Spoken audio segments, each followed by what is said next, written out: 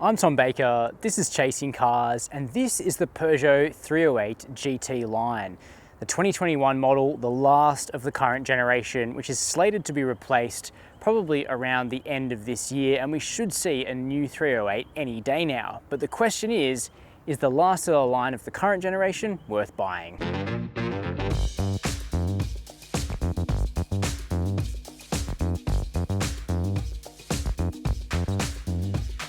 The Peugeot 308 has never been a massively strong seller in Australia, at least in current gen form, and that's a shame because as we've found out before, this is actually a really solid small car, France's Volkswagen Golf if you like. And as we'll see when we get into today's video, it has a really good interior that has stood up to the test of time. The exterior design I think is still looking pretty tidy, and the driving dynamics are actually quite special, largely thanks to this vehicle being very lightweight, which means that even though it has quite a modest 96 kilowatt turbo 3-cylinder engine, it gets along pretty strongly. However, unfortunately, you can no longer get a truly hot version of the 308. There used to be a GT and a GTI here in Australia, hot and hotter versions respectively. They're both now dead. In fact, this is as good as it gets, the GT line, which is dressed up like the old GT, same wheels, same sort of quasi-sports body kit outside, but just that 3-cylinder engine. Not that that's anything massive to complain about, as we'll find out when we get behind the wheel.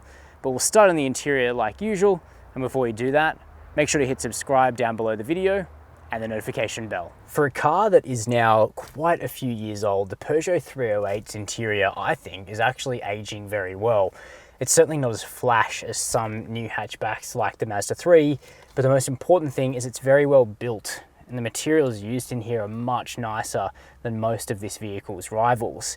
In fact, the quality of this vehicle as a whole is excellent, and I think it's reflected in the fact that Peugeot and PSA as a whole has just skyrocketed up quality and reliability lists in the last decade. These are good cars, and that's what it feels like here in the cabin. That being said, you know, this is a trope that has been in every Peugeot 308 review for the best part of 10 years. There are some design choices in here that you'll either like or you'll hate. They start with the Peugeot iCockpit. This is one of the first cars that Peugeot made with this style of interior design that places the dials up here, the steering wheel lower and smaller than what you probably expect, and it will either work for you or not. There's two very distinct camps. Personally, I love it, but I usually have the steering wheel in a car at the lowest it will go. So if you're not like that, if you like your steering wheel up here for whatever reason, that's fine, then this setup won't work for you because the steering will actually be blocking the display, the speedo, the digital speedo, the tacho, etc. But if you're like me, you like a lower set steering wheel, there's actually no problem. It works very well. Speaking of that wheel, it really is tiny. It's tiny. So it amplifies your steering inputs. It makes the car feel sportier than it is. The actual design of it is definitely dated. It's kind of got this square perforation thing going on that's replicated on the door grabs as well. That looks a bit early 2010s to me, but the functionality of it is okay, apart from the very old school cruise control stalk that feels like something from 25 years ago.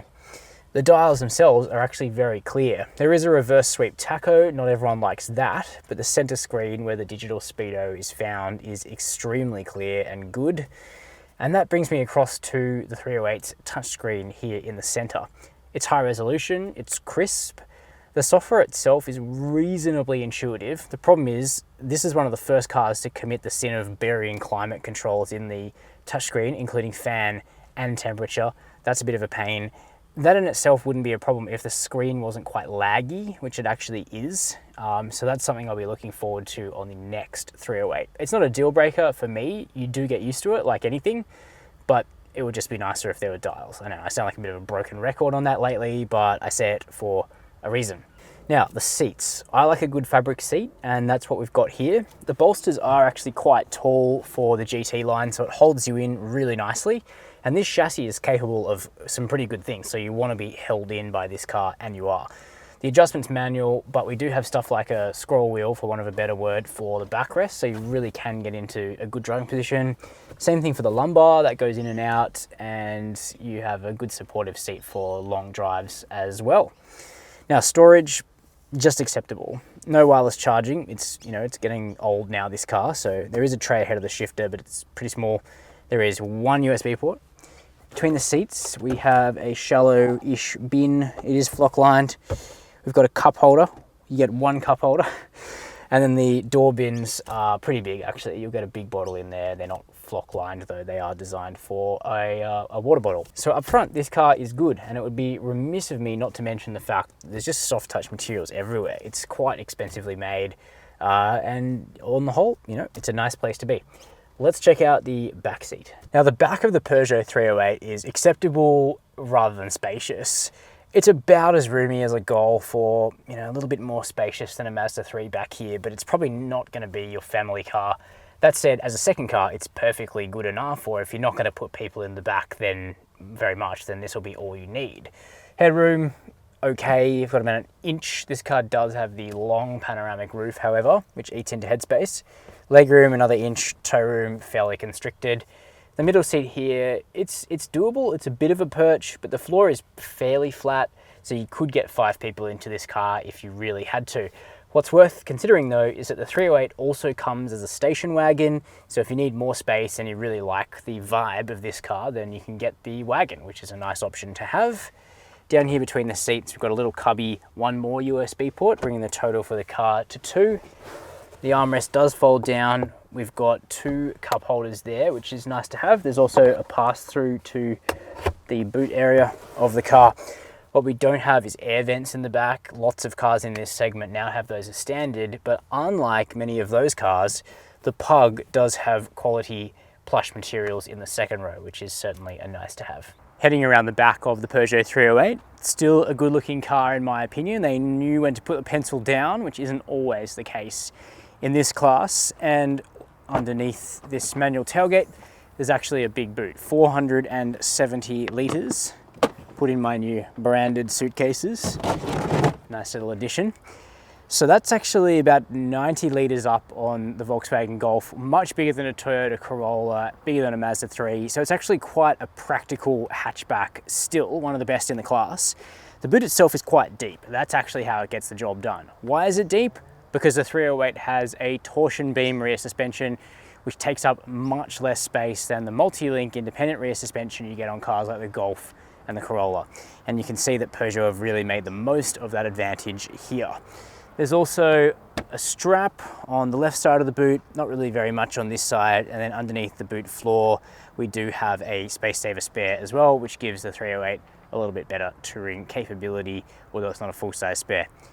Good cargo blind here so that your delicate and expensive stuff is not on show at all times. And the tailgate itself is very easy to close, quite assisted. Now that's out of the way, let's jump into the driver's seat and see whether the turbo triple under the bonnet of this car is enough. So what's the Peugeot 308 like to drive? Well, I've driven this car a fair bit over its life, and each time I get back into it, I'm reminded of what makes this car so great. Well, there's not really one thing, although there is one main thing, and that's that the 308 is much lighter than most rivals.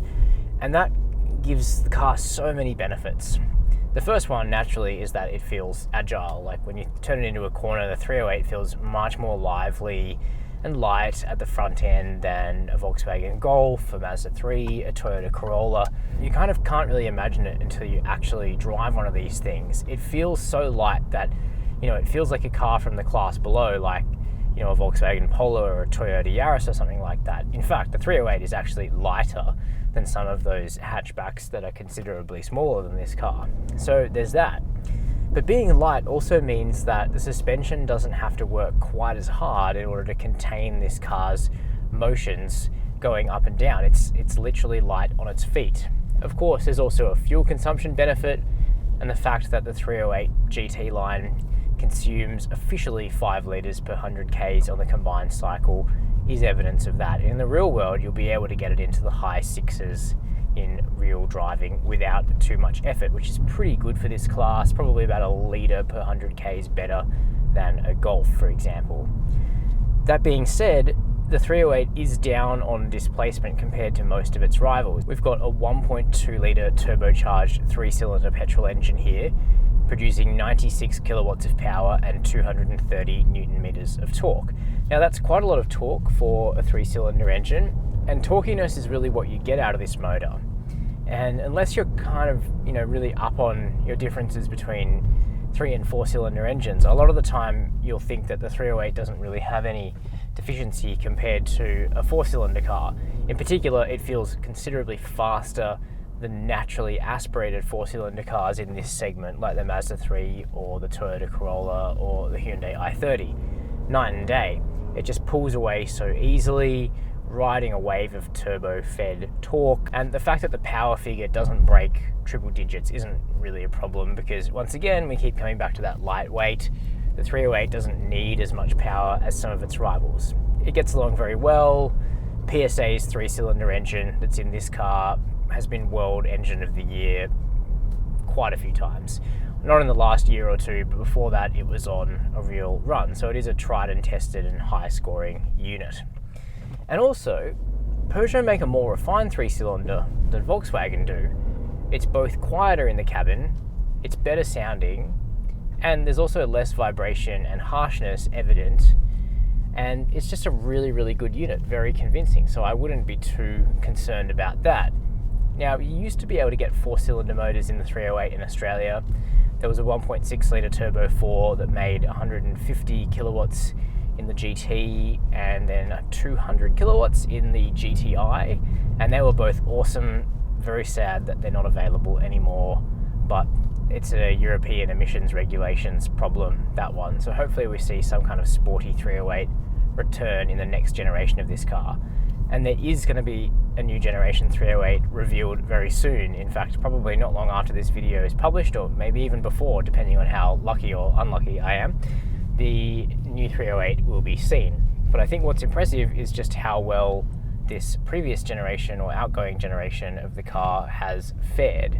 It still feels deeply competitive with most of the vehicles in this set, better than most of them, I would say, in terms of ride and handling, in terms of engine refinement and efficiency, and also, the packaging is pretty good too. I've already mentioned that, the car only has one cup holder, for example, which is something to, kind of laugh at lazily, but the actual packaging here is really good. I find the seats very comfortable. I like Peugeot's iCockpit cabin, but I think you do have to be the kind of person that likes their steering wheel relatively low, just as a rule. I think if you want your wheel really high, then this driving position won't really work for you. But the car is good. Now, obviously on the safety front, there are certain things that are missing. A true lane centering isn't available on the 308, but we do have blind spot monitoring and rear cross traffic, for example, and we've got forwards autonomous emergency braking as well. So you've got a little bit of technology there, but it is a last generation product as far as the safety suite is concerned. But that's basically the only area that the Peugeot 308 feels last generation, because everywhere else this is a really competitive vehicle. So those are my detailed impressions of the 2021 Peugeot 308. This is still a really impressive vehicle, and given that there are some very, very sharp deals actually out there in the real world to buy a new or a demo 308, this car can actually be very good buying. I wouldn't write off the entry-level versions as well, because like so many things, the 308 is particularly good value just as it comes as a base model. It's still pretty well equipped here in Australia. But if you want one dressed up with a more flash body kit, then the GT line will certainly do the job. And when I was doing my research for today's video, I found more than one car at $29,990, which is about $8,000 cheaper than the actual driveway price. So keep that in mind. But I'm keen to know your thoughts about the Peugeot 308. Do you own one? Would you consider one? Are you waiting for the new model? Or a hatchback's not your thing anymore? Let me know down below the video in the comments box. While you're there, make sure to hit subscribe and the notification bell. And as always, thanks for watching Chasing Cars.